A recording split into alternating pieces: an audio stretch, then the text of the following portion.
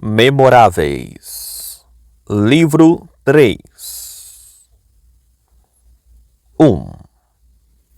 Como é que ajudava os que desejavam obter distinções, fazendo com que se dedicassem ao que pretendiam, é o que vou expor agora. Assim, em certa altura, tendo ouvido que Dionisodoro chegara à cidade, anunciando como mestre de generais, comentou com um daqueles que o acompanhavam, e que, segundo se tinha apercebido, queria obter esta honra na cidade. É vergonhoso, rapaz, que se queira ser general na cidade, e podendo aprender a sê-lo, se despreze uma tal oportunidade. E seria justo até que aquele que o fizesse fosse castigado pela cidade, e muito mais do que alguém que fizesse estátuas sem nunca ter aprendido escultura. É que toda a cidade, havendo riscos de guerra, fica sob a responsabilidade do general, e são grandes as recompensas que este obtém quando tem sucesso e grandes as penalizações quando fracassa. De que modo, então, não seria justo castigar aquele que, tendo descuidado a aprendizagem desta arte, se esforçar-se por ser eleito?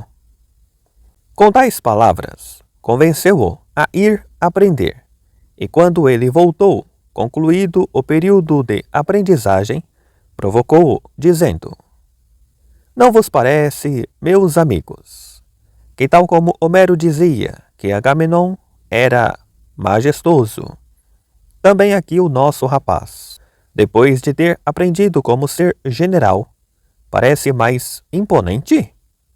Sim, porque tal como aquele que aprende a tocar cítara, mesmo que não toque, é um citarista, e aquele que aprende a curar, mesmo que não cure, é médico da mesma. Também ele, a partir deste momento, será general enquanto viver, mesmo que ninguém o eleja.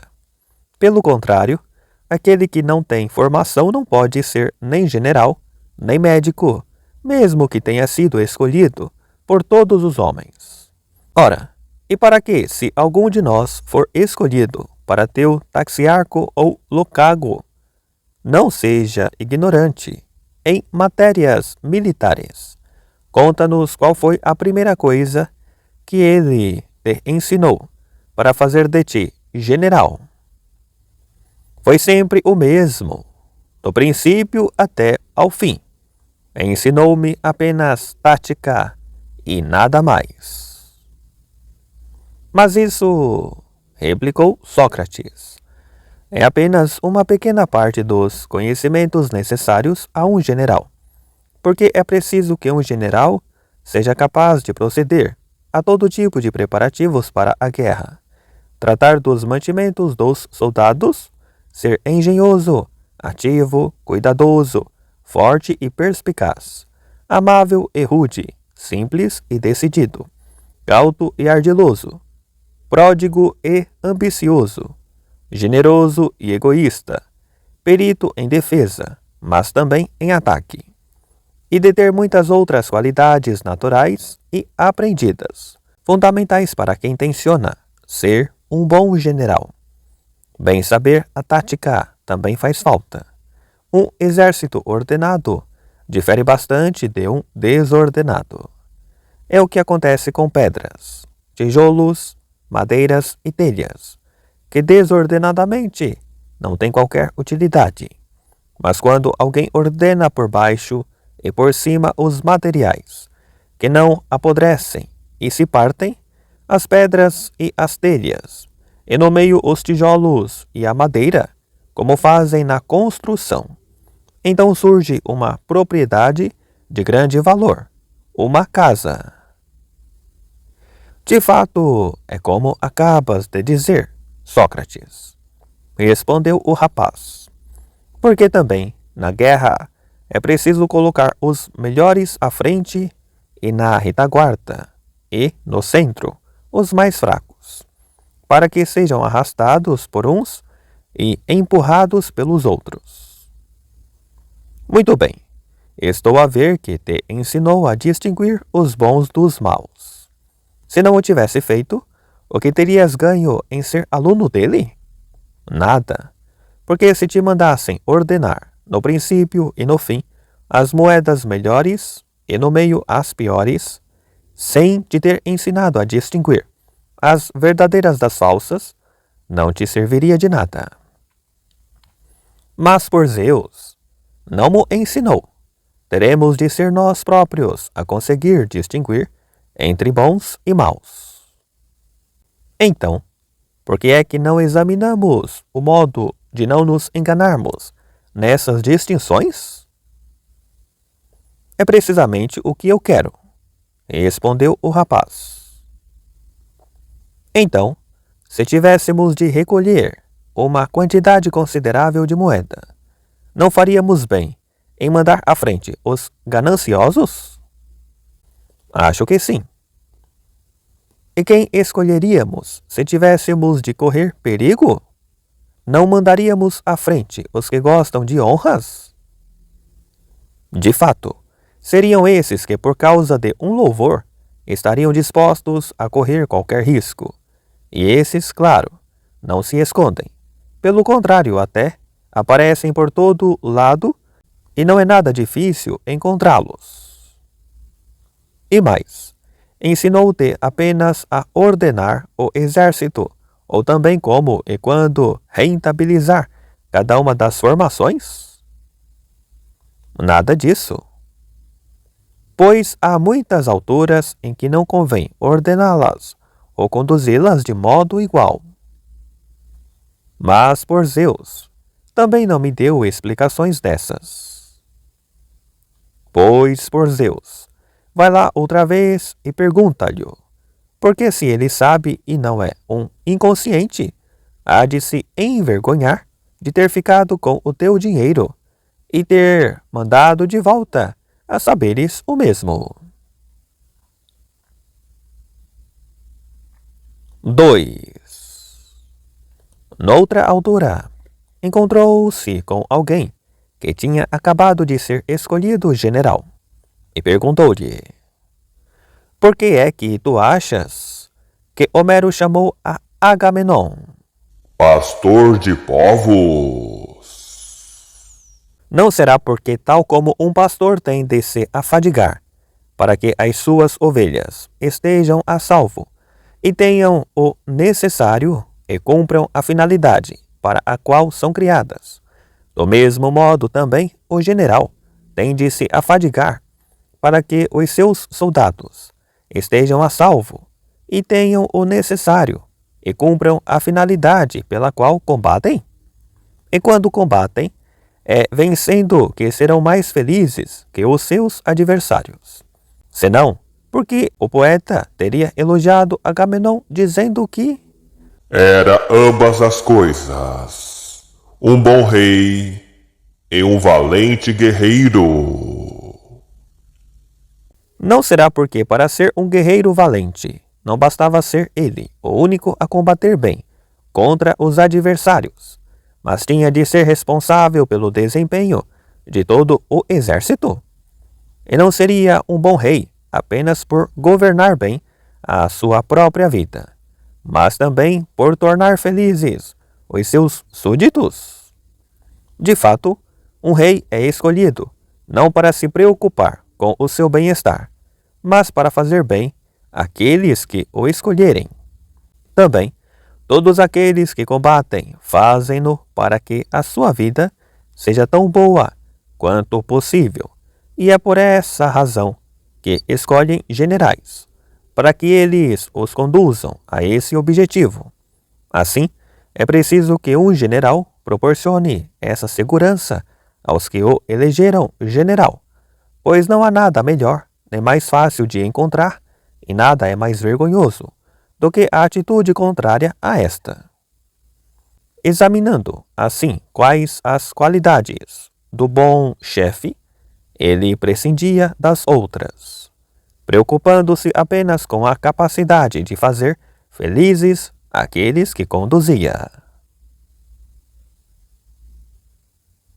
3. Lembro-me também que, noutra ocasião, teve esta conversa com alguém que tinha sido eleito comandante da cavalaria. Serias capaz de nos dizer, meu rapaz, por que razão quiseste tu ser comandante de cavalaria? Porque não deve ter sido, em primeiro lugar, para te distinguires no meio dos outros cavaleiros, pois não? Porque esse privilégio tem-no os arqueiros a cavalo. Esses até diante dos hiparcos cavalgam. É verdade o que dizes, respondeu ele. Também não deve ser para ficares conhecido, porque até os loucos são conhecidos por todos. Continuas, certo? Deve ser então, porque achas que na altura de devolveres a cavalaria à cidade, estarias a deixá-la melhor. E se fizessem falta cavaleiros, estando à frente deles, trarias sempre benefícios à cidade? Exatamente. Pois por Zeus, é uma atitude muito bonita, concluiu Sócrates. Se conseguires levar a cabo o que pretendes, só que esse cargo, para o qual foste escolhido, tem cavalos e cavaleiros. É mesmo assim. Falemos então em primeiro lugar do modo como tensionas tornar melhores os cavalos. Ele respondeu: Acho que não é a mim que compete essa tarefa. Em privado, cada um deverá ocupar-se do seu próprio cavalo. Bem, replicou Sócrates, e se acontecer que os cavalos que te trouxerem, uns tiverem os cascos estropiados ou forem fracos, outros estiverem tão mal nutridos que nem consigam acompanhar a marcha, outros tão mal treinados que não consigas, de modo nenhum, que marchem no seu lugar, ou tão violentos que nem consigas ordená-los de todo. Assim, para que é que te serviria a tua cavalaria? Em que é que, então, um comandante como tu poderia trazer algo de bom à cidade? Tens razão. Vou fazer os possíveis por me preocupar com os cavalos. Sim, e quanto aos cavaleiros, não te vais esforçar para os tornar melhores? Claro. E não achas que a primeira coisa a fazer seria torná-los mais hábeis a montar os cavalos? Provavelmente será preciso. Assim, se algum deles cair, poderá socorrer-se melhor. E mais, e na eventualidade de terem de correr algum risco, ordenarás primeiro que atraiam os adversários até a arena, onde costumam treinar, ou tentarás fazer os treinos em locais que se assemelhem àqueles onde costumam ter lugar as lutas? Parece-me melhor a segunda hipótese. Sim, e mais providenciar que a maior parte deles pratique o lançamento de cima dos cavalos? Também me parece que seria bom. E então, já ponderaste exortar o ânimo dos cavaleiros e exercitá-los diante dos inimigos, como fazem os mais valentes? Pois ainda não, mas a partir de agora vou fazê-lo, respondeu. E para fazer que os teus cavaleiros te obedeçam, o que tens planejado? Porque sem esse aspecto, nem cavalos, nem cavaleiros têm qualquer préstimo, mesmo que sejam bons e valentes. Tens razão. Mas qual será a melhor maneira, Sócrates, de os levar a obedecer-me? Sabes, sem qualquer dúvida, que em qualquer circunstância, os homens querem mais facilmente obedecer àqueles que julgam ser melhores. Por exemplo, numa doença, obedecem melhor àquele que julgam melhor médico. Numa viagem, ao melhor piloto. Na agricultura, ao melhor agricultor. Efetivamente. Então, é lógico que na cavalaria os outros queiram obedecer mais facilmente àquele que pareça saber melhor o que fazer. Ora, se assim é, Sócrates, se eu for notoriamente o melhor de todos, tal bastará para que me obedeçam? Sim, sobretudo se, além disso, lhes ensinares que obedecer-te será, para eles, a melhor opção e a mais salutar. E como posso ensinar-lhes isso? Por Zeus, é muito mais fácil do que se tivesses de ensinar que o mal é melhor e mais vantajoso que o bem. Queres dizer que, além de outros conhecimentos, um chefe de cavalaria deve cuidar também de saber falar? E achavas tu que alguém pode comandar uma cavalaria em silêncio? Ou não tens refletido que as melhores coisas que a tradição nos ensina, as que nos fazem saber viver, todas essas coisas, aprendemos-las através da palavra, e que qualquer outro saber que aprendamos é pela palavra que o aprendemos, e que os melhores mestres são os que melhor utilizam a palavra, e que aqueles que dominam os assuntos mais elevados são também os que melhor sabem falar? Ou não refletiste também que quando aparece aqui na cidade um coro, como aqueles que mandamos a Delos, não há nenhum outro que possa igualar-se ao nosso, nem nenhuma outra cidade poderia formar um tal grupo? É verdade o que dizes. Contudo, não é pela sua boa voz que os atenienses se distinguem dos outros, nem pela sua estatura e robustez, e sim pela sua ânsia de reconhecimento, que é o que mais os incentiva a ações belas e honrosas. Também é verdade. Não achas, então, que se alguém se preocupasse assim com a nossa cavalaria, também ela superaria em muito as outras pela preparação dos seus soldados e dos seus cavalos, pela sua disciplina e determinação diante do inimigo, se acreditasse que, agindo assim, conseguiria obter louvor e glória? Provavelmente. Então, não hesites e tenta encorajar os teus homens nesse sentido. Estarás a beneficiar-te a ti e, graças a ti, aos teus concidadãos. Vou esforçar-me por Zeus. 4. Certo dia, ao encontrar Nicomáquides, que regressava de umas eleições, perguntou-lhe: quem foram os generais eleitos? Nicomáquides: ah, os atenienses são sempre os mesmos, Sócrates. Resmungou ele. Não me elegeram a mim, depois de todo o trabalho que tenho vindo a desempenhar, depois de ter estado à frente de companhias e regimentos, coberto de feridas inimigas. E enquanto assim dizia, levantava o manto e mostrava as cicatrizes das feridas. Elegeram Antístenes, que nunca serviu como hóplita, nem fez nada de notável na cavalaria, e nem sabe fazer outra coisa que não seja acumular riquezas. E não achas que essa é uma boa qualidade, ser capaz de providenciar o necessário aos seus soldados? Ora, resmungou Nicomáquides, os comerciantes também são bons a acumular riquezas, e essa não é razão para os tornarmos generais. Sócrates continuou: mas Antístenes é ambicioso, e é bom que um general tenha essa qualidade. Não reparaste que sempre que foi corego, os seus coros ganharam? Por Zeus, ripostou Nicomáquides. Não é a mesma coisa dirigir um coro e um exército.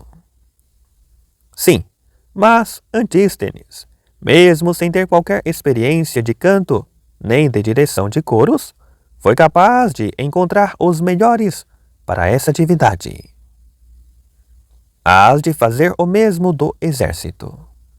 Reagiu Nicomáquides. Também há de arranjar outros que lhe dirijam as tropas, e outros que combatam na sua vez.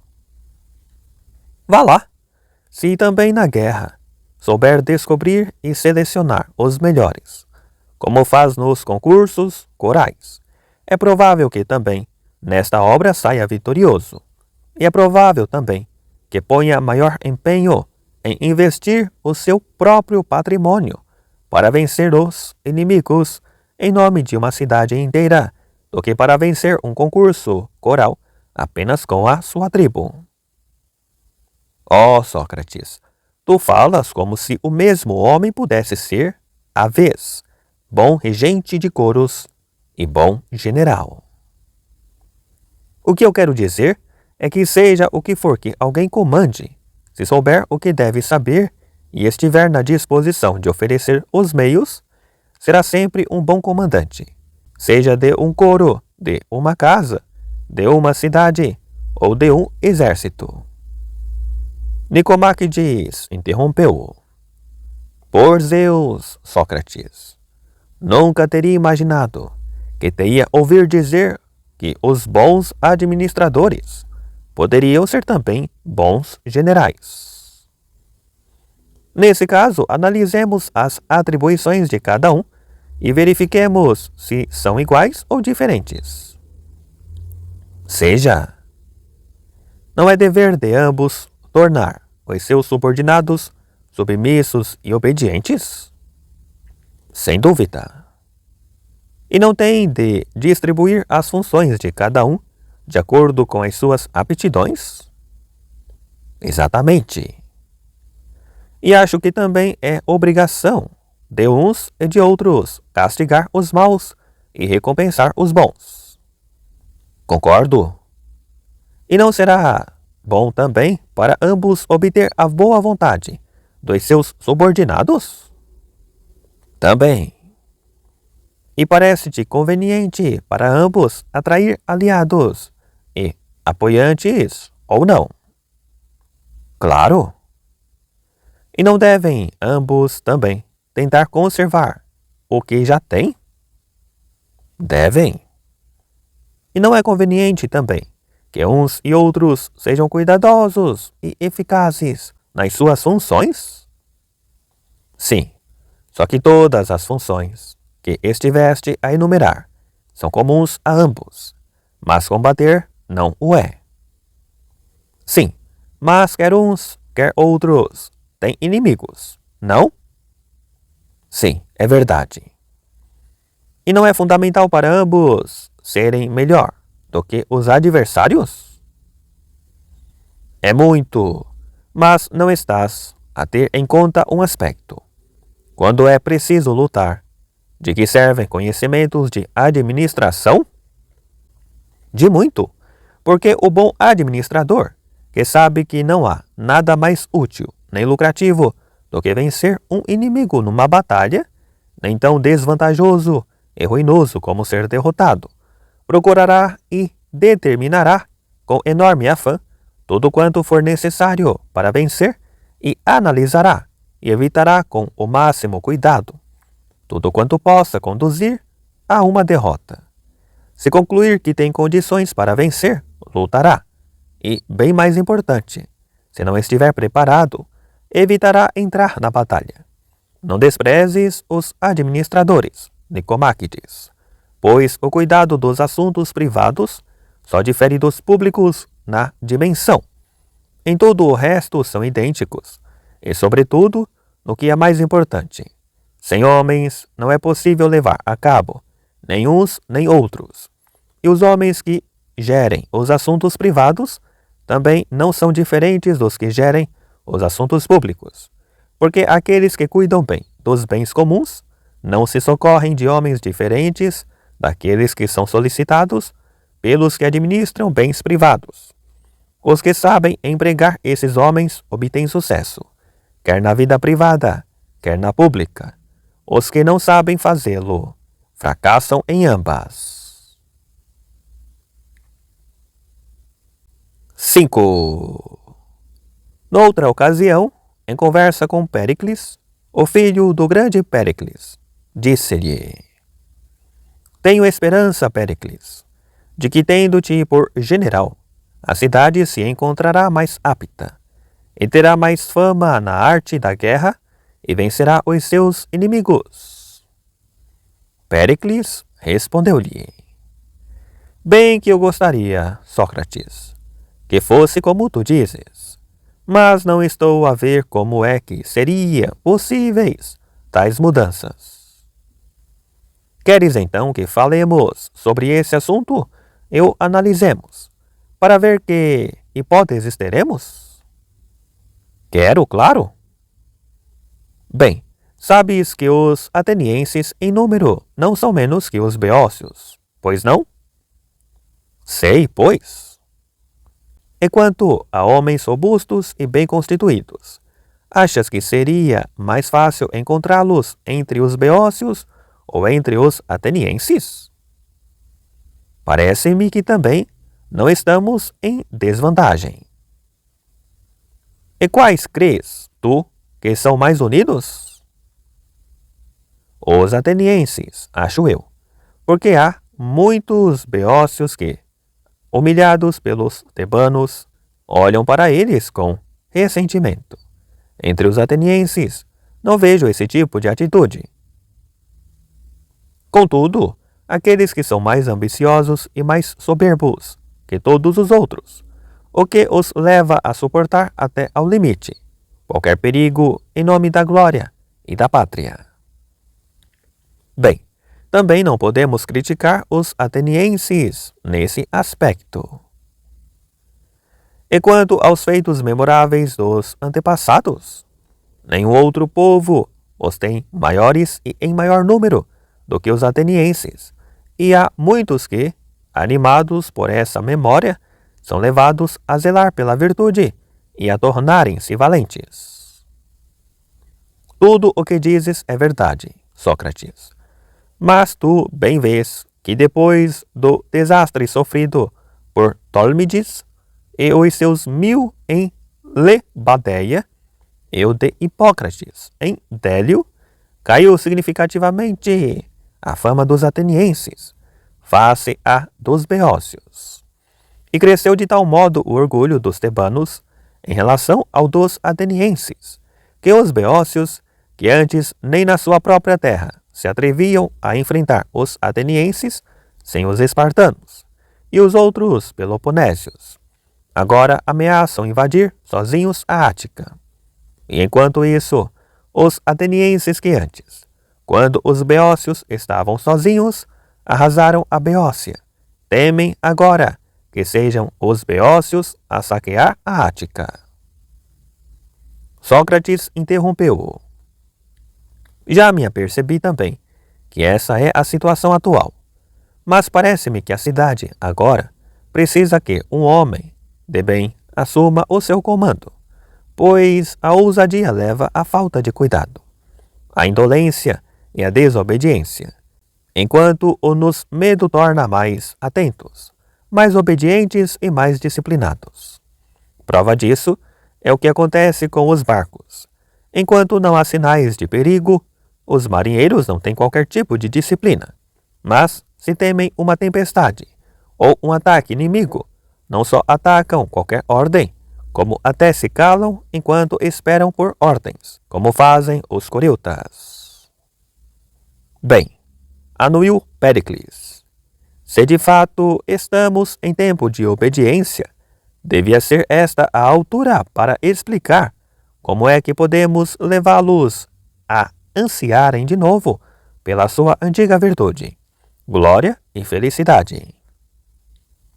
Bem, se quiséssemos que aspirassem aos bens de outros, a melhor maneira de o fazermos seria provar-lhes que esse dinheiro pertencera aos seus pais e que tinha direito a ele. Agora, já que o que queremos é que se esforcem por alcançar a superioridade, temos de lhes demonstrar que esta supremacia lhes pertence desde tempos antigos, e que, se preocuparem com esse legado, serão superiores a todos sempre. E como é que podemos ensinar-lhe? Acho eu que, lembrando-lhes que os mais antigos antepassados de que ouvimos falar, e que eles também conhecem, já eram os melhores. Estás a falar, por acaso, daquele julgamento de deuses, cuja sentença estabeleceu por mérito próprio Cécrope? Sim, e também da criação e nascimento de Erecteu, e da guerra que houve na sua época contra as terras vizinhas, e também de todas as guerras da época de Teseu. Em todas elas se mostraram claramente superiores os outros homens do seu tempo. E se quiseres, podes ainda juntar a essas as façanhas que mais tarde levaram a cabo os seus descendentes, os que viveram em tempo não muito anterior ao nosso. Uns enfrentaram os senhores de toda a Ásia e da Europa até a Macedônia, detentores da maior força e recursos da sua época, e levando a cabo as maiores conquistas. Outros notabilizaram-se, com os peloponésios, quer em terra, quer em mar. Desses homens se diz, como dos seus antecessores, que foram em muito superiores aos outros homens do seu tempo. Sim, assim se diz. Por essa razão, enquanto os outros povos da Hélade migravam, os atenienses permaneceram sempre nas suas terras, e foram muitos os que os procuravam quando discutiam pelos seus direitos. E muitos dos oprimidos pelos poderosos buscavam refúgio junto deles. Péricles exclamou então: Espanta-me muito, Sócrates, como é que a nossa cidade caiu numa tal decadência? Acho eu, respondeu Sócrates, que tal como alguns atletas, por serem de fato superiores e terem obtido grande número de vitórias, acabam por se desinteressar, tornando-se inferiores aos seus rivais. Do mesmo modo, os atenienses, em consequência da sua grande superioridade, se tornaram menos cuidadosos e, por essa razão, mais fracos. E o que é que poderão fazer agora para recuperarem a sua antiga superioridade? Não me parece que seja segredo. Se recuperarem os valores dos seus antepassados e os praticarem, não serão inferiores, tal como eles também não foram. Mas se assim não acontecer, pelo menos que imitem aqueles que agora os dirigem, que pratiquem os seus hábitos e se o fizerem com cuidado idêntico, não serão inferiores, e se empenharem mais, até serão melhores. Pelo que dizes, a perfeição ainda está longe da nossa cidade. Sim, porque quando é que os atenienses respeitarão os mais velhos, como fazem os lacedemônios, se desprezam os velhos, a começar pelos próprios pais? Ou quando é que se exercitarão fisicamente, como estes fazem, se não só não se preocupam com a sua saúde, como até troçam daqueles que se preocupam? Quando é que obedecerão do mesmo modo os seus chefes, se até se vangloriam de desprezar esses chefes? Quando é que irão conviver do mesmo modo, se em vez de colaborarem uns com os outros em prol do bem comum, se provocam uns aos outros e se invejam entre eles mais do que invejam os outros? E pior ainda, contendem entre eles, tanto em privado como em público, travam grandes conflitos e preferem tirar benefícios dos outros em vez de se ajudarem, tratando os assuntos da cidade como se não tivessem nada a ver com eles, transformando-os em motivo de conflito, muito satisfeitos com esta capacidade de luta? Daqui advém para a cidade um enorme desgaste e prejuízo. Surgem inimizade e ódio entre os cidadãos, de tal modo que tenho sempre um enorme receio de que Atenas venha a sofrer males que não consiga suportar. De modo nenhum, Péricles. Não penso que os atenienses sofram de um mal incurável. Não vês como são disciplinados os marinheiros? O respeito que têm pelos juízes nas competições desportivas, a prontidão com que seguem os ensaiadores nos concursos corais? É esse aspecto que me espanta. Esses de que falas obedecem àqueles que os dirigem, enquanto os hóplitas e os cavaleiros, que é suposto serem os mais bem informados dos cidadãos, são os mais insubordinados de todos. E o que me dizes do conselho do Areópago? Não foram submetidos a exame aqueles que lá têm assento? Claro. E sabes de outros que exerçam justiça e cumpram as suas restantes funções melhor, com mais legalidade, com mais dignidade ou com mais justiça? Não tenho qualquer razão de queixa deles. Então, não podemos desmoralizar, pensando que os atenienses não são disciplinados. Embora seja precisamente no exército onde faz mais falta a sensatez, a disciplina e a obediência, que se dá menos importância a estes valores. Talvez, replicou Sócrates, aqueles que mandam no exército sejam os menos bem preparados. Não vês que os citaristas, aos coreutas, aos bailarinos, ninguém tenta dar-lhes ordens, sem ter conhecimentos nessas artes, e que o mesmo acontece com os pugilistas e os lutadores? Antes, todos aqueles que os dirigem têm de provar onde é que aprenderam o que agora exercem. No caso dos generais, a maior parte não tem qualquer experiência. Mas não creio que tu sejas um desses, e acho até que não terás problema em dizer-me quando é que começaste a aprender a ser general, ou quando começaste a aprender a lutar. Além do mais, acho que também conservas muitos dos conhecimentos militares que herdaste do teu pai e que foste recolhendo muitos outros em todos os sítios onde podias aprender preceitos úteis para dirigir um exército. Acho também que te preocupas muito com não desconhecer nenhum saber que seja útil a um general, e que se te apercebes que há alguma coisa que não saibas, procuras aqueles que sabem, sem poupar pagamento nem agradecimentos, para aprender junto deles o que não sabes e tê-los com bons colaboradores. Péricles respondeu-lhe: Sócrates, tu não me estás a lembrar estas coisas, porque aches que eu não me preocupe com estes temas, mas porque tentas ensinar-me que o homem que pretende ser general deve preocupar-se com todos estes aspectos. E eu concordo que tu estás certo. Tu sabes, Péricles, que a fronteira da nossa cidade é protegida por grandes montanhas, que se estendem ao largo da Beócia, que por elas passam desfiladeiros estreitos e abruptos, e que o interior está cortado por montes escarpados. Sei, claro. E não ouviste dizer que os mísios e opicídios, em terras do grande rei, ocupam vastos territórios, e mesmo com pouco armamento, têm condições para provocar grandes estragos no país do rei, mas mesmo assim vivem em liberdade? Sim, já ouvi falar nesse assunto.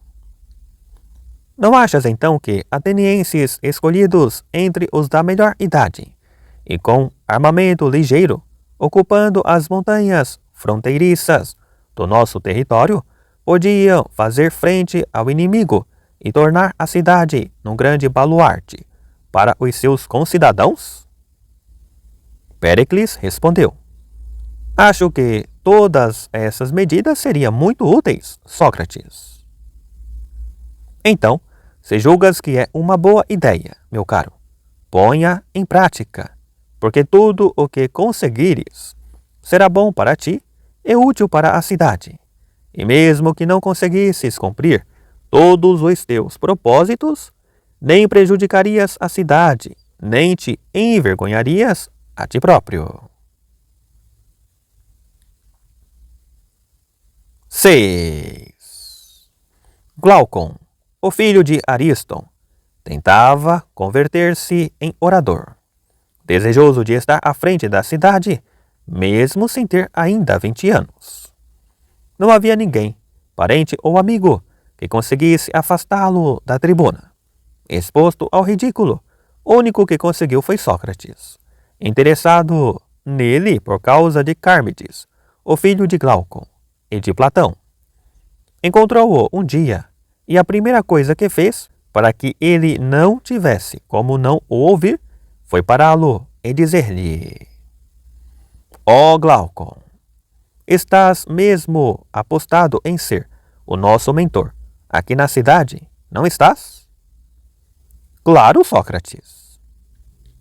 Pois, por Zeus, é o que de melhor um homem pode aspirar, porque é óbvio que se realizares um projeto desses, poderás conseguir tudo o que desejares. Serás capaz de ajudar os teus amigos, elevarás a casa dos teus pais, enaltecerás a tua pátria. Serás famoso primeiro na tua cidade e depois na Hélade, e talvez até entre os bárbaros, como aconteceu com Temístocles. Onde quer que vás, serás sempre considerado. Ouvindo estas palavras, Glaucon envaideceu-se satisfeitíssimo com o elogio. Sócrates continuou: E é óbvio, Glaucon, que se queres ser honrado, tens de ser útil à cidade, não? Sim, claro. Bem, pelos deuses, então não nos escondas nada e conta-nos de que modo vais empreender os seus benefícios à cidade. Glaucon manteve-se em silêncio, como se estivesse a pensar por onde começar. E Sócrates perguntou-lhe: Se quisesses aumentar o patrimônio de um amigo, tentarias torná-lo mais rico, não é verdade? É também assim que tencionas fazer com a cidade, torná-la mais rica? Precisamente. E ela não se tornaria mais rica se aumentassem os seus rendimentos? Provavelmente. E diz-me lá, de onde é que resultam atualmente os rendimentos da cidade e a quanto ascende o seu montante?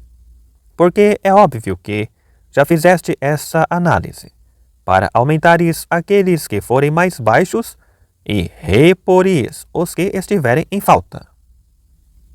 Não, por Zeus! Exclamou Glaucon. Ainda não cheguei a tal ponto.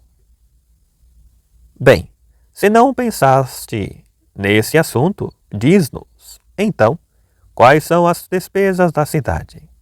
Porque é óbvio que tencionas suprimir aquelas que são supérfluas.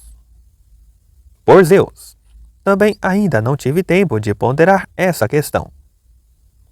Bem, então temos de adiar esse propósito de tornar mais rica a cidade. Porque como é que seria possível preocuparmos-nos com esse assunto sem sabermos quais são as suas despesas e as suas receitas? Mas, Sócrates, também se pode enriquecer a cidade à custa dos seus inimigos. E muito, por Zeus, se formos mais fortes do que eles. Porque se formos mais fracos, até podemos perder o que temos. É verdade o que dizes. Bem, então para determinar contra quem é necessário lutar, será preciso conhecer o poder da nossa cidade e o dos seus adversários, para poder recomendar a guerra, caso a nossa cidade seja a mais forte, e para persuadir a evitá-la, se for a mais fraca. Está certo o que dizes. Então, diz-me lá, em primeiro lugar, qual é a dimensão militar e naval da nossa cidade e qual a das suas adversárias? Pois, por Zeus, assim de repente não posso dar-te uma resposta. Então, se tiveres já algumas anotações sobre o assunto, lê-mas. Teria muito gosto de ouvir-te. Não, por Zeus, também ainda não escrevi nada. Bom, sendo assim, também não vamos discutir agora sobre questões de guerra. Talvez seja uma matéria complexa, para quem está a começar e ainda não esteja bem dentro do assunto. Contudo, sei que tens vindo a preocupar-te com a defesa do território e que sabes quantas guarnições estão, ou não, colocadas no local certo, e quais são os guardas eficazes e quais os que não o são, de modo que poderás aconselhar o aumento das necessárias e a extinção das supérfluas. Por Zeus, eu por mim extinguia-as todas. O modo como exercem a sua guarda resulta no saque das nossas terras. Ora, mas se extinguirmos todas as guarnições, não achas que aí estaremos a dar possibilidade de roubar a quem quiser? Foste lá tu inspecioná-las? Ou como é que sabes que vigiam mal? Suspeito. Então, tomaremos decisões sobre esse assunto quando tivermos dados concretos e não apenas suspeitas. É capaz de ser melhor, concordou Glaucon. Mas já agora, sei que também ainda não foste às minas da prata, para poderes dizer porque é que agora produzem menos do que antes. Não, de fato, não fui. Pois, por Zeus, dizem que é um lugar muito pouco saudável, de modo que quando tiveres de te pronunciar sobre o assunto, poderás sempre dar essa desculpa. Estás a gozar-me? De modo algum. Eu sei que há um assunto que não só não descuidaste, como até verificaste bem. Durante quanto tempo o trigo que a nossa terra produz será suficiente para sustentar a cidade?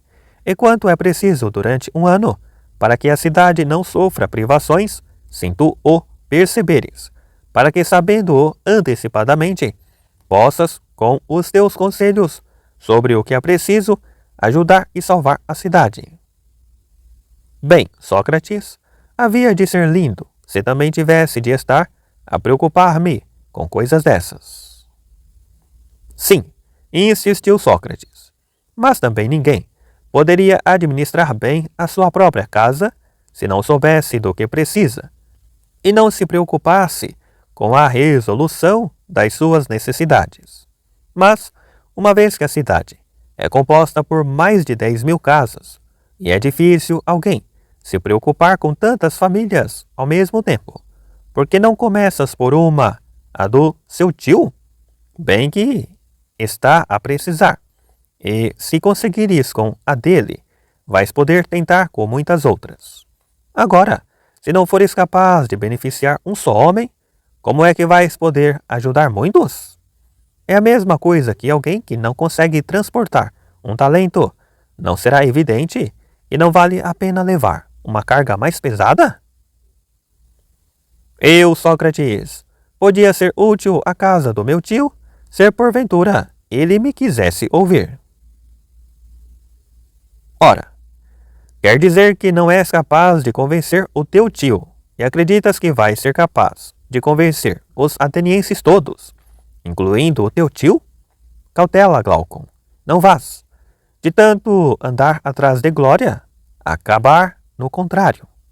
Ou não vês como pode ser perigoso para alguém falar ou fazer o que não sabe? Pensa bem noutros que conheces, que se comportam assim. Quem dizem e fazem o que evidentemente não sabem, parece-te que com essa atuação obtém mais elogios do que críticas, ou que são mais admirados do que desprezados? E pensa bem, também aqueles que sabem o que dizem e o que fazem, e descobrirás, creio eu, que em qualquer circunstância, aqueles que recebem a glória e a admiração são os que sabem mais, e que os mais criticados e desprezados são os que são ignorantes. Assim, se pretendes a glória e a admiração da cidade, esforça-te por saberes mais sobre o que queres fazer, pois se consegues distinguir-te dos outros nessa preocupação e nessa altura, tentas obter o comando da cidade. Não estranharia que com enorme facilidade conseguisses o que desejas. 7. Ao ver que Cármides, o filho de Glaucon, era um homem de valor, e com muito mais capacidade do que os outros, que se dedicavam às atividades políticas, mas que receava apresentar-se diante da Assembleia e intervir nos assuntos da cidade, perguntou-lhe: Diz-me lá, Cármides, se alguém estivesse em condições de ganhar os prêmios de competições desportivas, e com essa vitória obter a honra para si próprio e aumentar a fama da sua cidade na Hélade, mas não quisesse competir, como é que julgarias tu um homem desses? É óbvio que o acharia inútil e covarde. Então, e se alguém com capacidade para intervir nos assuntos da cidade, torná-la mais próspera e obter honras pessoais, com a sua atuação, hesitasse em agir assim, também não o julgarias provavelmente um covarde? Talvez. Mas por que é que me fazes essa pergunta? Porque eu acho que tu tens capacidade, mas hesitas em mostrar interesse até naquelas matérias em que, pelo simples fato de seres cidadão, tens obrigação de participar. Ora bem, e o que é que te deu essa impressão? Em que atividade é que detectaste essas minhas capacidades? Nas tuas reuniões com os homens que estão à frente da cidade, pois quando te consultam sobre qualquer assunto, vejo que lhes dás bons conselhos e que quando estão errados, os corriges. Mas não é a mesma coisa, Sócrates, falar em privado ou debater publicamente. Sim, mas quem tem boas capacidades de ponderação não faz pior em público do que quando está sozinho. Aqueles que tocam bem cítara em casa também são os que têm mais sucesso em público. Não vês que vergonha e medo são algo inato ao homem e sobrevêm muito mais diante da multidão do que em círculos privados? Sim, mas vou mostrar-te uma coisa. Tu não tens vergonha diante dos mais inteligentes, nem medo diante dos mais fortes, mas envergonhas-te de falar diante dos mais insensatos e dos mais fracos. Por quê? Tens vergonha de quem? De cardadores, sapateiros, pedreiros, ferreiros, agricultores, comerciantes e traficantes que andam pela ágora, preocupados em comprar barato para vender caro? Sim, porque é de gente dessa que se compõe a Assembleia. Em que é que achas que a tua conduta é diferente da de um lutador, que é superior a atletas treinados, mas tem medo dos amadores? Porque com aqueles que estão à frente da cidade, alguns dos quais até te desprezam, com essas falas tu com grande facilidade, mas depois, mesmo sendo superior a muitos daqueles que se dirigem publicamente à cidade, receias falar diante de gente que nunca se dedicou à política e que nem teve nunca a oportunidade de te desprezar, só para não se rirem de ti. Sim, e não te parece que com frequência é dos que falam corretamente que a Assembleia se ri? Os outros fazem a mesma coisa. Por essa razão é que me espanta que sejas capaz de manobrar facilmente uns e aches que não és capaz de enfrentar os outros. Não ignores as tuas próprias capacidades, meu caro. Nem cometas o erro que comete a maioria, porque muitos interessam-se mais por investigar os assuntos dos outros do que por olhar para si próprios. Não te deixes cair nessa inércia e olha mais para ti próprio. Não te ponhas à margem dos assuntos da cidade, se eles puderem correr melhor com a tua intervenção. Porque, se tudo correr bem, não serão poucos os benefícios, não só para os outros cidadãos, mas também para os teus amigos, e mesmo para ti. 8.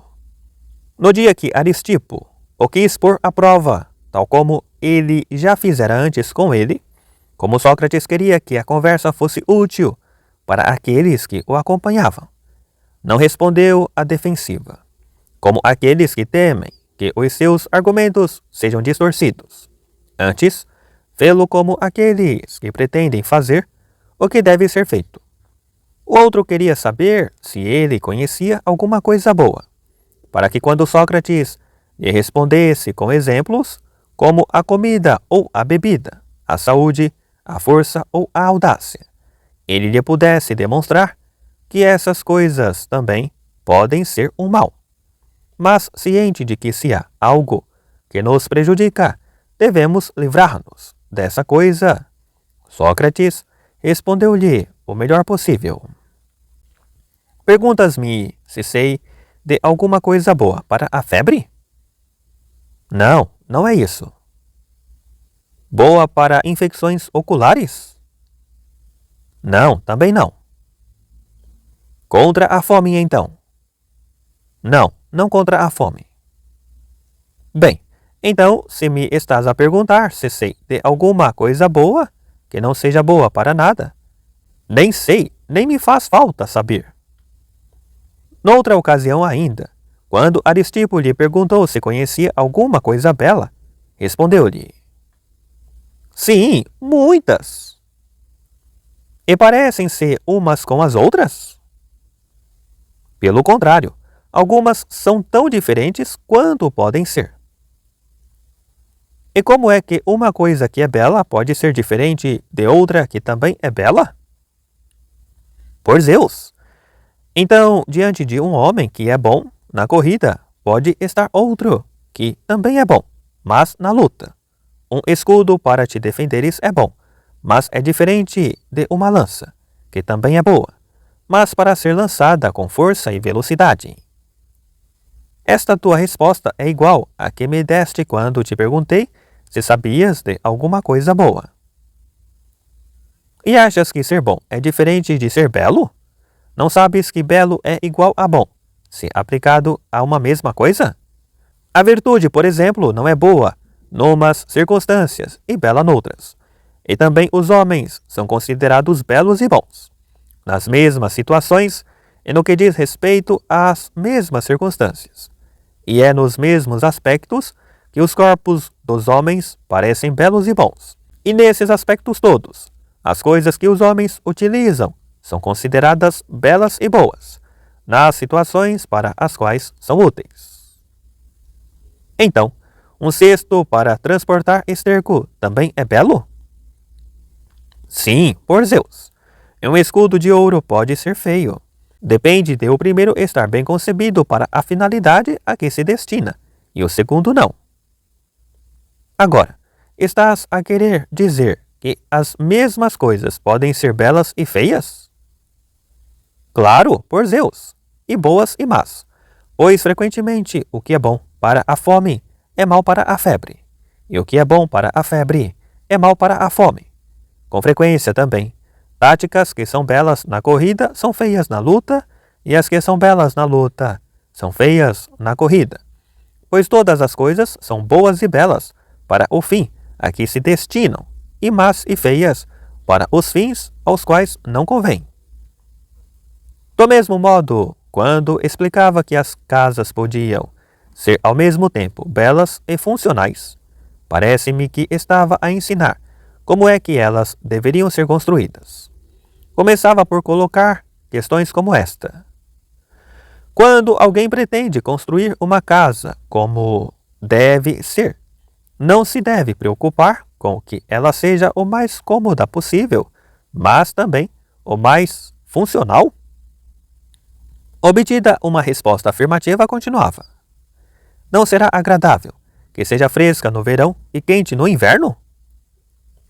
Aceite também esta premissa, dizia ainda. Se as casas estão orientadas a sul durante o inverno, o sol bate-lhes nos pórticos, e no verão dá-nos sombra ao passar sobre as nossas cabeças e sobre os telhados. Assim, se considerarmos esta a melhor disposição, devem construir-se as partes mais altas viradas para sul, para não tapar o sol durante o inverno, e as partes mais baixas devem orientar-se a norte, para ficarem abrigadas dos ventos frios. Ou seja, a casa mais agradável e a melhor seria provavelmente aquela em que o dono pudesse recolher-se com gosto em qualquer das estações do ano e na qual os seus bens pudessem estar mais protegidos. Por essa razão é que as pinturas e as decorações trazem mais desconforto do que bem-estar. Quanto a templos e altares, dizia que o lugar mais conveniente era o que estivesse mais descoberto e também mais afastado das zonas de passagem, porque é agradável poder vê-los enquanto se reza e aproximar-se deles apenas por devoção. 9. E quando lhe perguntaram de novo se achava que a coragem se podia ensinar ou se era uma qualidade inata, ele respondeu: acho que tal como um corpo pode nascer com mais força do que outro para suportar as adversidades, também uma alma pode, por natureza, apresentar mais determinação do que outra nos perigos, pois vejo que diferem muito uns dos outros. Na audácia, aqueles que são criados segundo normas e princípios comuns. Mas creio também que qualquer natureza pode ser melhorada com aprendizagem e afã. Por exemplo, é óbvio que nem os citas, nem os trácios se atreveriam, com os seus escudos e as suas lanças, a atacar os lacedemônios. Mas é também evidente que os lacedemônios não quereriam lutar contra os trácios, com os seus escudos mais leves e as suas lanças de arremesso, nem contra os citas, com os seus arcos. E vejo também que em qualquer outra matéria, os homens diferem igualmente uns dos outros, quanto à sua natureza, mas que com afã podem progredir bastante. Partindo destas considerações, é óbvio que todos, quer aqueles que são mais dotados, quer os menos abençoados pela natureza, devem ser ensinados e devem exercitar-se nas atividades em que querem tornar-se conhecidos. Não fazia qualquer distinção entre sabedoria e sensatez, e desde que alguém conhecesse o belo e o bom, e os praticasse, e soubesse o que era mal e o evitasse, esse tinha-o por sábio e por sensato. E quando lhe perguntavam, com insistência, se achava que aqueles que, sabendo o que deviam fazer, fazia o contrário, eram sábios e controlados, ele respondia: de modo nenhum. Esses são ignorantes e descontrolados. Acho que todos os homens, escolhendo entre o leque de possibilidades de que dispõem, fazem o que acham que lhes é mais vantajoso. Por isso creio que aqueles que não agem corretamente não são nem sábios nem sensatos. Dizia também que a justiça e todas as outras virtudes são sabedoria, pois as ações justas e tudo quanto se faz de modo virtuoso é bom e belo, e nem aqueles que conhecem estas qualidades poderiam cometer ações contrárias, nem os que não os conhecem poderiam realizá-las, porque mesmo que tentassem, errariam.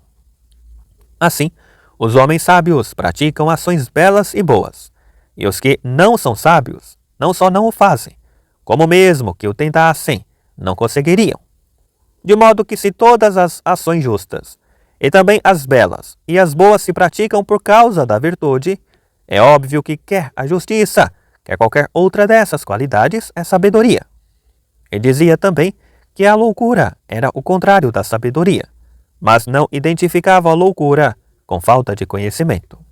Pelo contrário, não se conhecer a si mesmo, emitir opinião sobre o que não se sabe, mas achar que sabe, essa sim era uma atitude próxima da loucura. A maioria, dizia ele, não tem por loucos os que erram nas matérias que a maior parte ignora, mas chama loucos aqueles que erram no que é do conhecimento geral. Por exemplo, se alguém se acha tão alto que tem de se agachar ao passar nas portas da muralha, ou tão forte que tenta levantar casas ou outras coisas do gênero, que são obviamente impossíveis de realizar, esses são loucos. Agora, aqueles que se vão enganando em pequenas coisitas, esses a maioria não os dá por loucos, Antes, tal como só chamam amor a uma paixão violenta, também só chamam loucura a uma perturbação grave. Analisando o que era a inveja, concluiu que era uma espécie de dor, mas não a que resultava da desgraça dos amigos ou da felicidade dos inimigos. Dizia que esse sentido da inveja só o sentiam aqueles que se atormentavam com a prosperidade dos amigos. E como alguns se espantavam que fosse possível alguém se atormentar com a prosperidade dos amigos, lembrava-lhes que eram muitos os que se comportavam assim em relação aos outros. Não eram capazes de se afastar dos amigos na desgraça. Ajudavam-nos em momentos difíceis, mas desesperavam quando os viam felizes. Este era um sentimento que não atingiria um homem sensato. Agora, os nécios sofrem-no sempre. Analisando também o que era o ócio, dizia ter concluído que a maioria tem alguma ocupação, e até os jogadores de dados e os palhaços fazem alguma coisa. Dizia, contudo, que todos eles o faziam por ócio, porque podiam escolher ocupações muito mais válidas do que estas, mas não era ócio, quando se tratava de trocar ocupações melhores por outras que são piores. E quando tal acontecia, dizia ele, tratava-se de má conduta, não de ócio.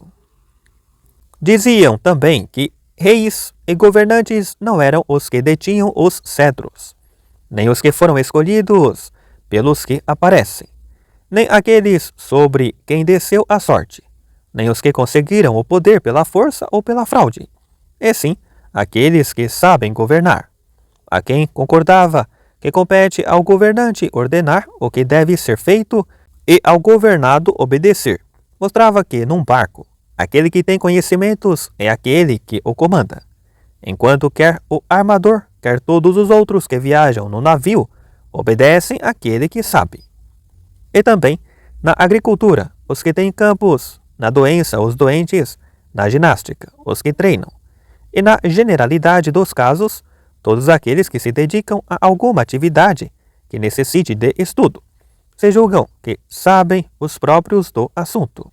Ocupam-se dele sozinhos, senão, não só obedecem a quem sabe, como até os mandam chamar, se não estiverem por perto, para lhes obedecerem e fazerem o que for preciso. Na tecelagem, por exemplo, demonstrava como são as mulheres que mandam, mais do que os homens, porque são elas que sabem trabalhar com a lã, não eles. E se alguém levantava alguma objeção, dizendo que um tirano pode não ouvir aqueles que o aconselham bem, dizia: e como é que pode não os ouvir, se estiver estabelecida uma pena para aquele que não obedeça a um bom conselheiro? Em todas as circunstâncias em que não ouvir um bom conselho, cometerá um erro, e os que erram serão punidos. E se alguém lhe chamava a atenção para que um tirano pode até matar aquele que é prudente, ele respondia: e achas tu que aquele que mata os seus melhores aliados não sofre qualquer pena, ou que essa pena é leve? Achas que quem age desse modo tem mais possibilidade de se salvar do que de se destruir? Numa altura em que alguém lhe perguntou qual é que lhe parecia ser a melhor das ocupações, respondeu: agir bem. E quando lhe perguntaram de novo se achava que a boa sorte também era uma ocupação, ele retorquiu: não, de maneira nenhuma.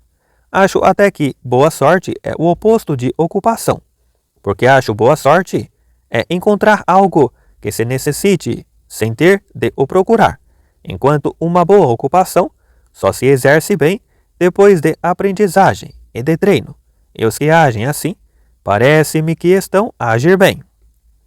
E dizia que os melhores e os mais caros aos deuses eram, na agricultura, os bons agricultores, na medicina, os bons médicos, nos assuntos da cidade, os bons cidadãos.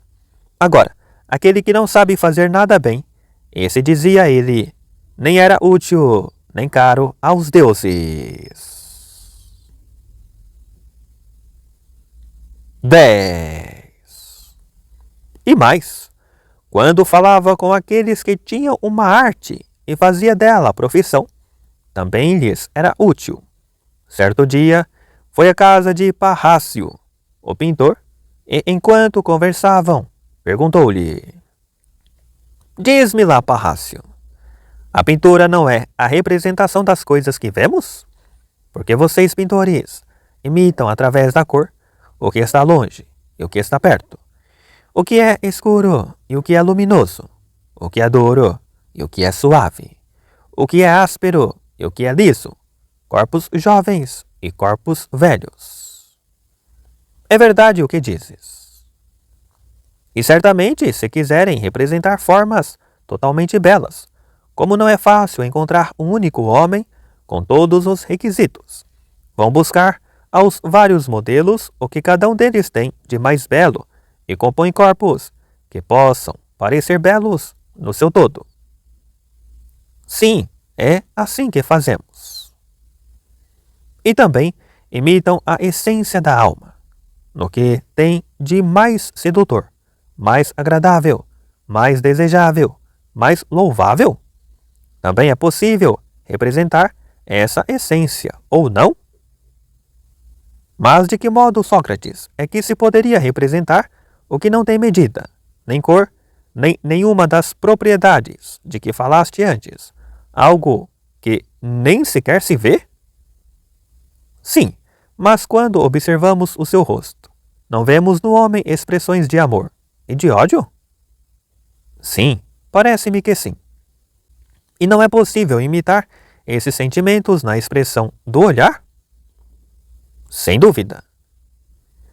E parece ter que tem igual expressão os rostos dos que experimentam as alegrias e as tristezas dos seus amigos e os daqueles que não as sentem?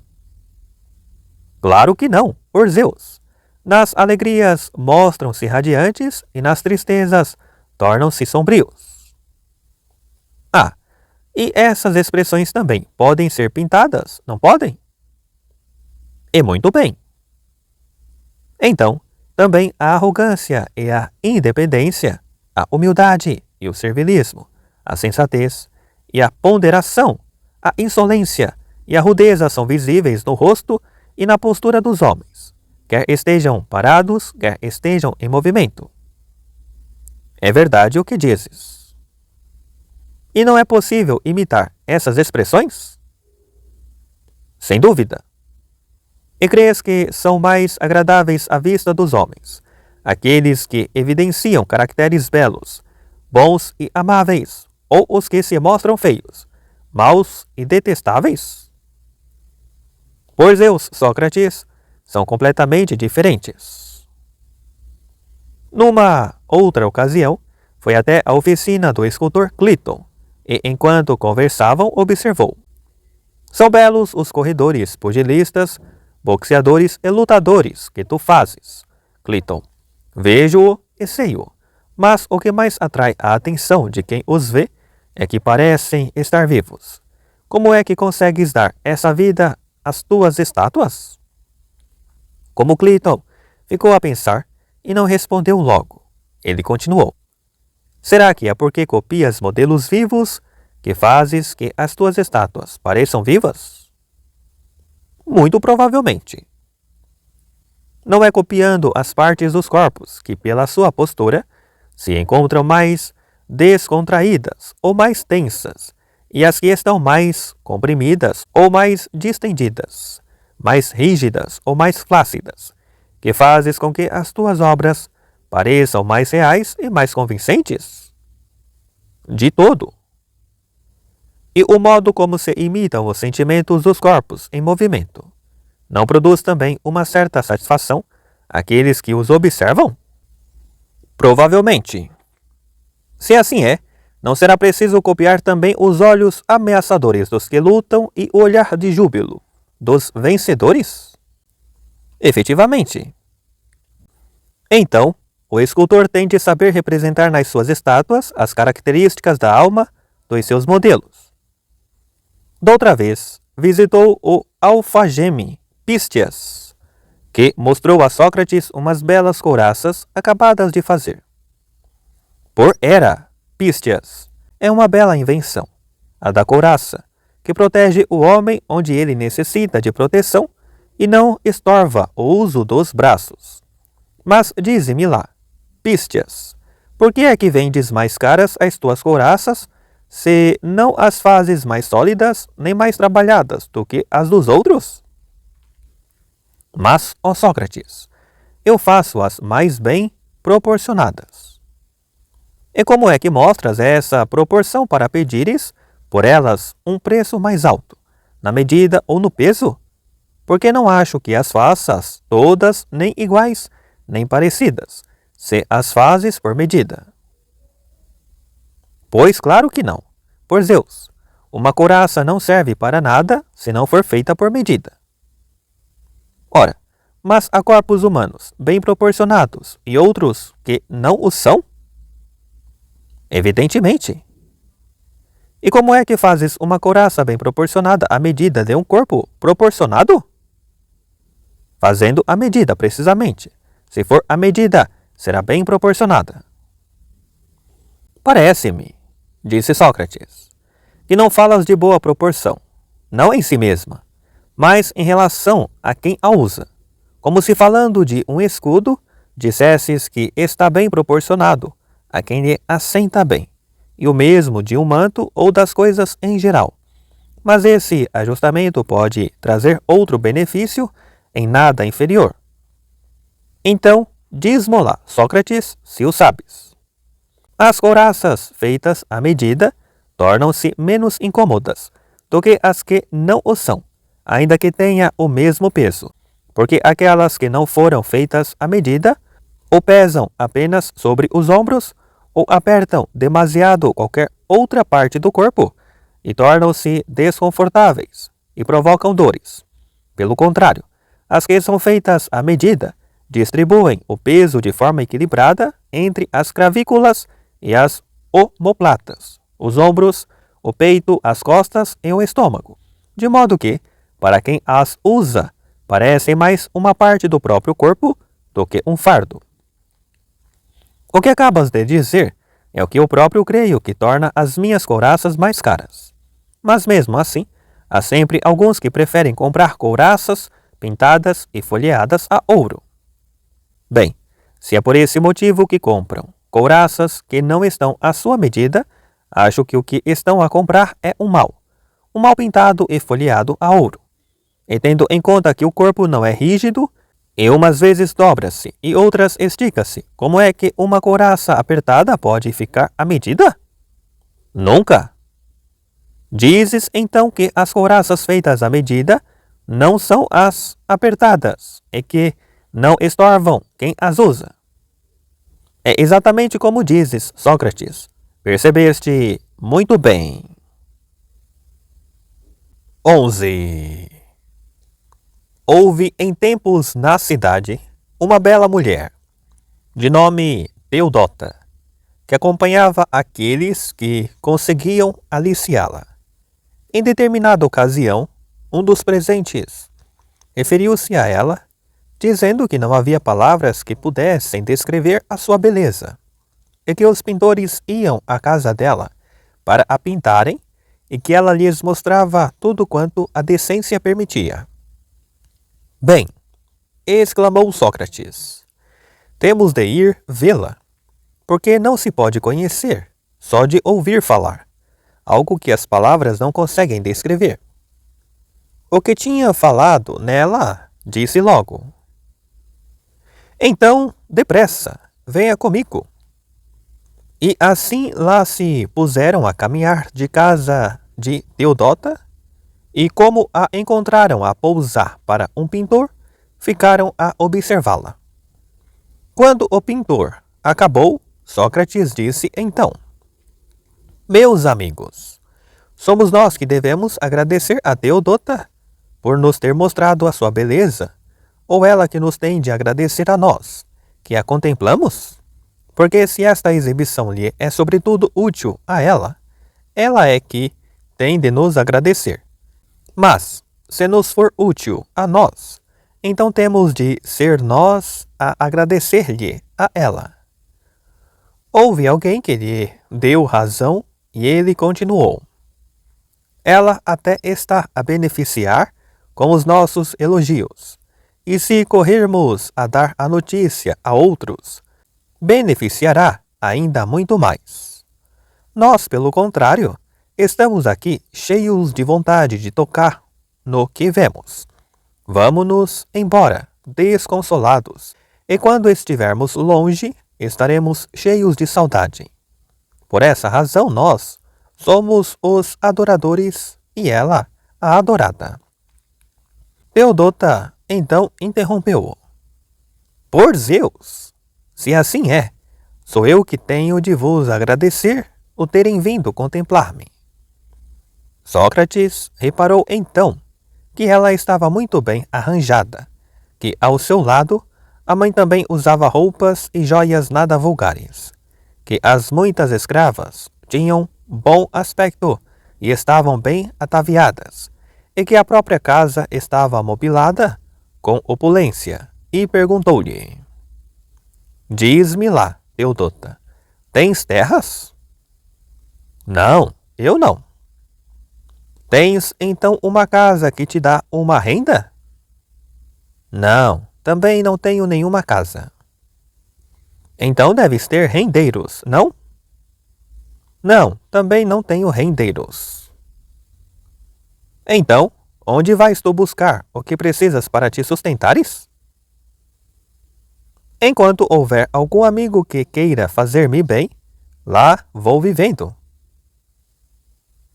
Por era, Teodota. Esse é um belo patrimônio. É muito melhor ter um rebanho de amigos do que um de ovelhas ou de cabras, ou uma manada de vacas.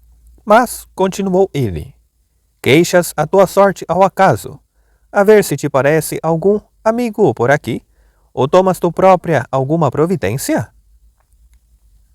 E que tipo de providência é que eu poderia tomar? Ora, essa, por Zeus, melhor até que a das aranhas. Repara que elas têm que caçar para viver, de modo que tecem umas teias muito fininhas, e é assim que conseguem algum alimento. Estás a aconselhar-me, então, a arranjar uma armadilha desse gênero? Não, mas não podes achar que uma caçada tão importante, caçar amigos, se leva a cabo sem mais nem menos. Não sabes que os caçadores, até para presas pequenas, como uma lebre, usam imensas armadilhas? Como as lebres pastam durante a noite para comer, para poderem caçá-las, têm cães treinados para caçar de noite.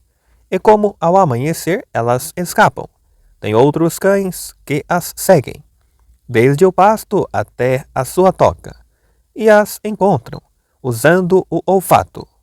E como são tão rápidas que mesmo quando descobertas, podem fugir, correndo, tem outros cães mais velozes que possam apanhá-las durante a corrida.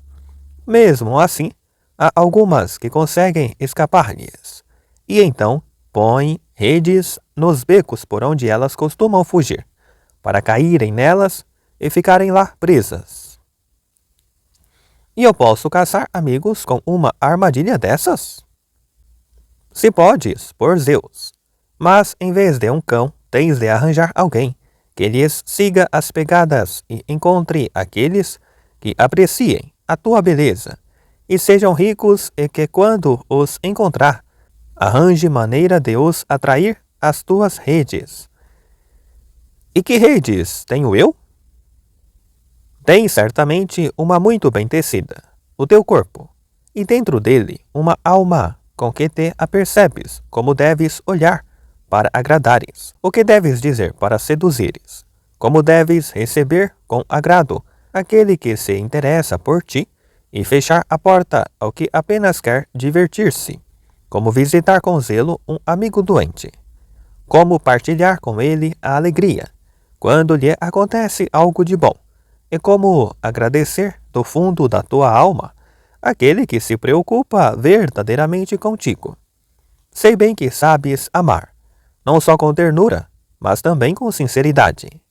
seus amigos te trouxerem satisfação, então dê certeza que saberás convencê-los, não com palavras, mas com ações. Não, por Zeus, eu não uso esse tipo de engenhos. Bem, é que é muito importante que te comportes com um homem com naturalidade e correção, porque com violência não conseguirias apanhar nem conservar um amigo, mas com carinho e com doçura qualquer fera será uma presa fácil e que te será fiel. É verdade o que dizes. Em primeiro lugar, deves pedir aos que te procurem pequenininhas coisas que possam fazer sem custo. E depois, deves retribuir esses favores da mesma maneira. Assim, serão mais teus amigos, querer-te-ão durante mais tempo e serão mais carinhosos contigo.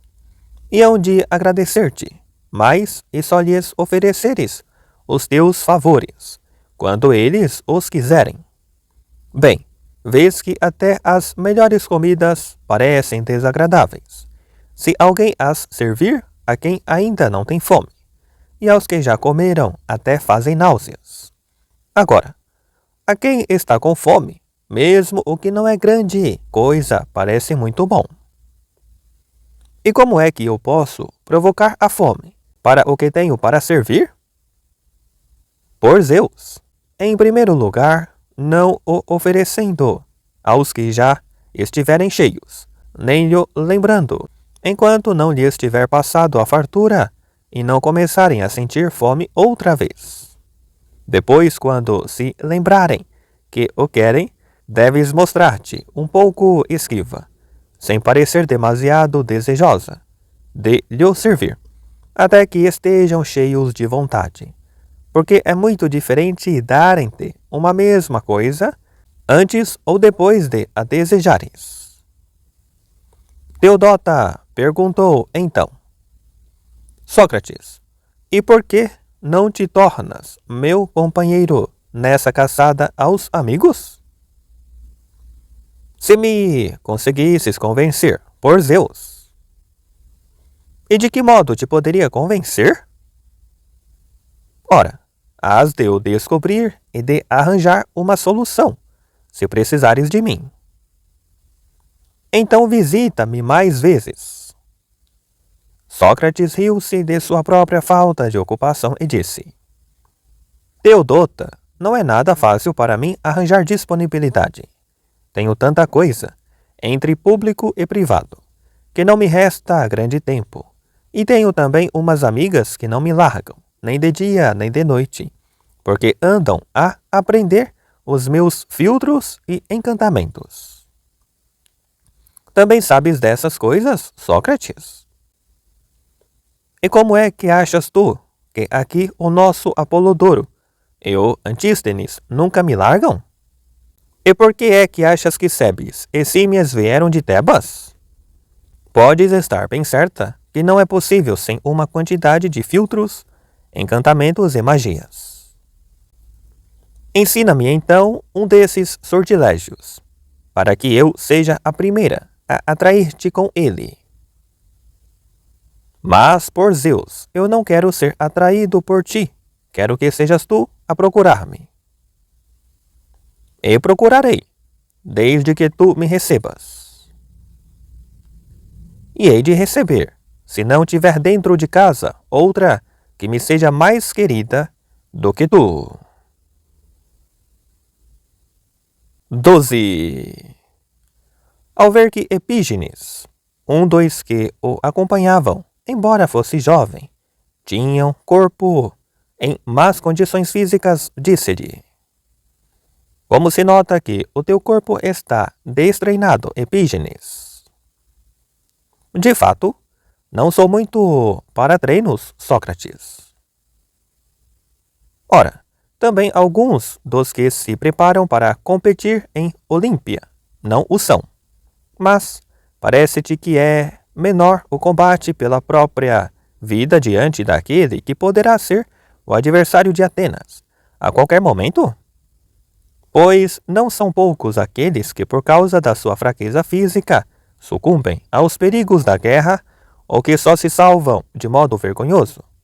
Muitos outros, pela mesma razão, são feitos prisioneiros e passam o resto das suas vidas no cativeiro, provavelmente até na pior das escravidões, ou depois com grandes dificuldades e pagando resgate em muito superior ao que podem, passam o resto das suas vidas sujeitos a necessidades e vivendo penosamente.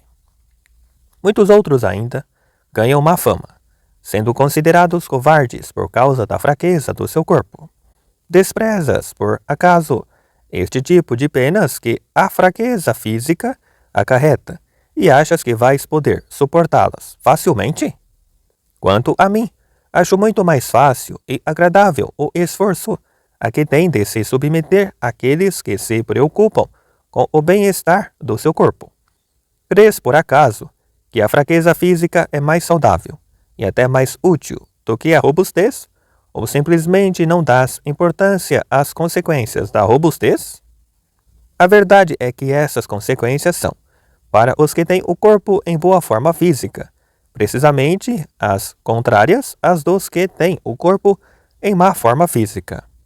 Os homens que têm bom corpo são saudáveis e fortes, e por essa razão, em tempo de guerra, muitos se salvam dos combates com honra e escapam a qualquer perigo. Muitos socorrem os amigos, trazem benefícios à sua pátria, e por isso obtêm reconhecimentos, conseguem boa fama, alcançam as melhores honras, e também por isso vivem o que lhes resta das suas vidas de modo mais agradável e melhor, e deixam aos seus filhos melhores meios para uma vida futura. Só porque a cidade não obriga a treino físico público, como preparação para a guerra, não implica que em particular se descuide esse treino, ou se lhe dedique menos tempo. Podes estar certo até de que em nenhum tipo de batalha, ou em nenhum momento da tua vida, ficarás atrás dos outros por teres treinado bem o teu corpo. Porque o corpo é útil em todas as atividades que o homem realiza, e é muito importante que, em qualquer uma dessas situações, ele esteja nas melhores condições possíveis. E mesmo em áreas em que a utilidade do corpo parece mínima, como seja o pensamento, quem é que não sabe que também, neste campo, se cometem grandes erros por falta de saúde física? É por ausência de saúde do corpo que muitas vezes a falta de memória, o desânimo, a irritação ou a loucura tomam conta da mente de muitos, podendo até privá-los de razão. Pelo contrário, corpos bem cuidados trazem grande segurança, e nenhum dos riscos que corre aquele cujo corpo é fraco. É provável até que ter um físico saudável lhe venha a ser útil, precisamente em situações contrárias. As suas resultam da falta de saúde física. Ora, quem na sua perfeita razão escolheria resultados opostos a estes que estiver a enunciar? E é até vergonhoso envelhecer assim, descuidado, sem saber que tipo de homem se poderia ter vindo a ser, com um corpo mais belo e mais forte. Só que quem não tiver tal preocupação também não poderá conhecer tais resultados, porque não acontecem de forma automática, só porque quer. 13.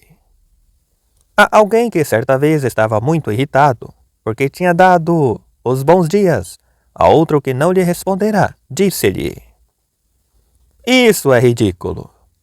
Se tivesses encontrado alguém que estivesse em piores condições físicas do que tu, não te irritarias. Mas estás aí todo aborrecido por teres tropeçado numa alma mais rude do que a tua. A outro que se queixava de não gostar do que comia, disse-lhe: Acumeno, tem um bom remédio para esse mal.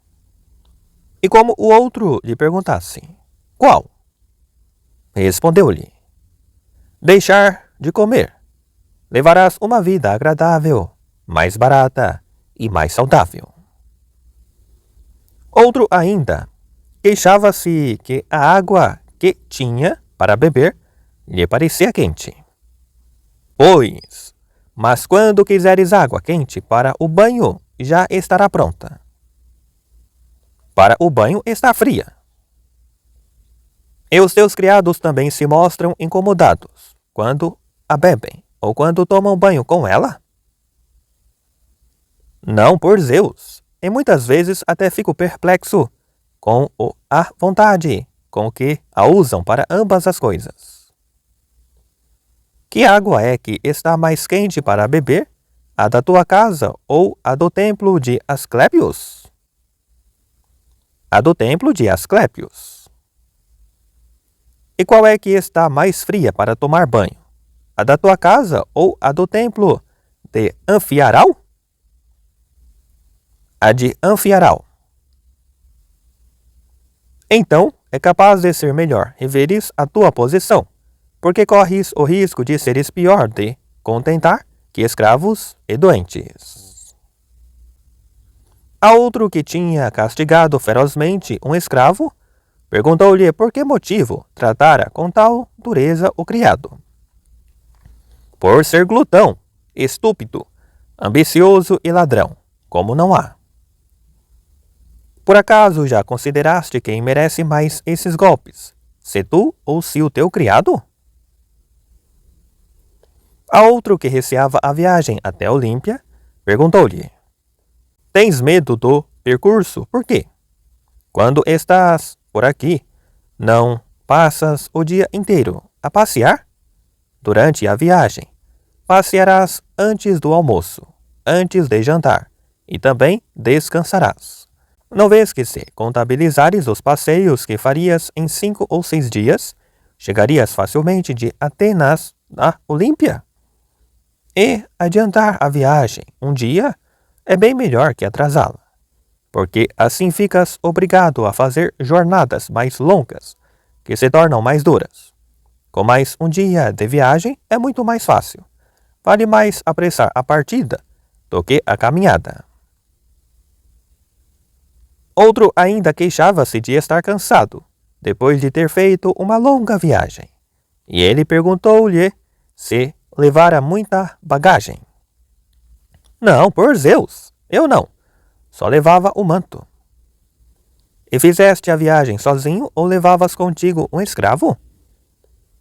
Levava um escravo. De mãos vazias ou carregado? Ora, por Zeus, carregado, com as minhas mantas e com o resto da bagagem. E como é que chegou ele ao fim da viagem? Parece-me que bem melhor do que eu. E se tivesses tido tu de carregar com a bagagem, como achas que terias ficado? Muito mal, por Zeus. Acho mesmo que nem teria conseguido carregá-la. Ora bem, e parece ter que suportar o cansaço com mais dificuldade do que o teu escravo é coisa de homem bem exercitado? 14. Sempre que alguns que o acompanhavam ao jantar traziam pouca comida e outros traziam muita, Sócrates dava ordem ao escravo para pôr tudo em comum e reparti-lo em partes iguais por cada um. Assim, os que tinham trazido muito envergonhava-se de não poder partilhar do que tinha sido posto em comum, sem contribuir com a sua parte, e acabavam por ir eles próprios colocá-la junto ao resto. Como não comiam mais do que os que traziam pouco, queixavam de gastar tantos nas comidas que traziam. Em certa altura, tendo reparado que um dos convivas deixava de lado o pão e comia só o acompanhamento, e como era uma conversa sobre nomes e a razão que levava à sua utilização, perguntou: Meus amigos, será que podemos definir qual a razão pela qual se chama comilão a alguém? Porque quando há carne com pão, todos comem, mas não acho que seja por essa razão que se lhes chama comilões. Claro que não, respondeu um dos presentes. E se alguém comer só a carne e deixar o pão, não por motivos de dieta, Mas porque lhes agrada mais, poderás ser considerado um comilão? E que outro poderia ser chamado assim? E o que come pouco pão e muita carne? Perguntou outro dos convivas. A mim, respondeu Sócrates, parece-me que esse também deve ser considerado, com razão, um comilão. Enquanto outros homens esperam dos deuses uma boa colheita, esse deve esperar uma boa colheita de carne. Depois de Sócrates falar, o jovem percebeu que se estava a referir a ele, não deixou de comer carne, mas acompanhou-a com pão. Sócrates apercebeu-se e comentou: reparem nesse rapaz, os que estiverem perto, e vejam se está a comer pão com carne ou carne com pão. Noutra ocasião, ainda, observando que havia um conviva, que com uma única fatia de pão, ia provando todos os cozinhados, disse: poderá haver uma forma de comer mais cara e que mais estrague o gosto aos cozinhados, que a de um homem que come muitas coisas ao mesmo tempo, e atafulha a boca com todo tipo de cozinhados? Porque misturar mais ingredientes do que o fazem os cozinheiros aumenta o gasto. Agora, misturar ingredientes que não combinam uns com os outros, ao contrário do que fazem os cozinheiros, que têm essa preocupação, é um erro e estraga a arte. Na verdade, não é ridículo procurar cozinheiros com provas dadas, e depois vir alguém que não percebe nada do assunto e estragar o que eles fizeram? E há outro problema ainda. Para aquele que come ao mesmo tempo um número grande de pratos, e não tiver esse número, até pode parecer-lhe que lhe falta alguma coisa, porque sente falta do que está habituado a fazer. Pelo contrário, aquele que está habituado a comer cada fatia de pão apenas com uma fatia de carne, não terá problema em ficar satisfeito se não lhe oferecerem mais nada. Dizia ele que na língua dos atenienses, desfrutar era sinônimo de comer, ao que ele acrescentava bem para indicar que era comer coisas que não fizessem mal, nem ao corpo, nem à alma, e que não fossem difíceis de obter.